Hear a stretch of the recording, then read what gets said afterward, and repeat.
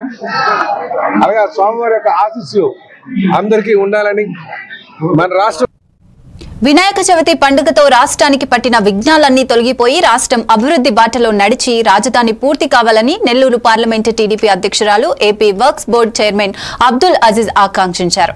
వినాయక చవితిని పురస్కరించుకుని నెల్లూరు జిల్లా తెలుగుదేశం పార్టీ కార్యాలయంలో నిర్వహించిన వేడుకలలో పాల్గొనున్నారు.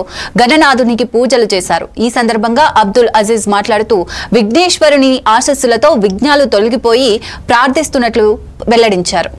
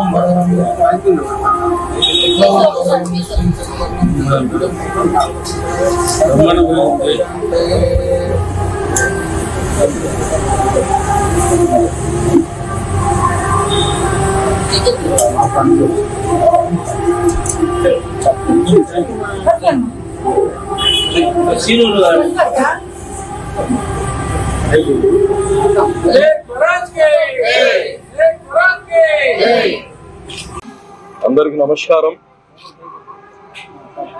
ఈరోజు వినాయక చవితి పండగ తెలుగుదేశం జిల్లా కార్యాలయంలో మా మహిళా సోదరులందరూ ఈరోజు ప్రతి సంవత్సరం చేస్తారు. ఇదొక సంతోషకరమైన పండగ. మరి ఈ పండగ సందర్భంగా రాష్ట్రంలో ఉండే ప్రతి ఒక్కరికి, మరి ప్రత్యేకంగా నెల్లూరు జిల్లా వాళ్ళకి వినాయక చవితి పండగ శుభాకాంక్షలు. మనందరికి తెలుసు, వినాయక చవితి, వినాయక స్వామి అన్ని విఘ్నాలు ఆయన ద్వారా విఘ్నాలు పోతాయి. ఒక విఘ్నాలే కాదు, వినాయక స్వామి ప్రాస్పరిటీకి కానీ అది మీ అభివృద్ధికి వినాయక స్వామి తోడ్పడతారు.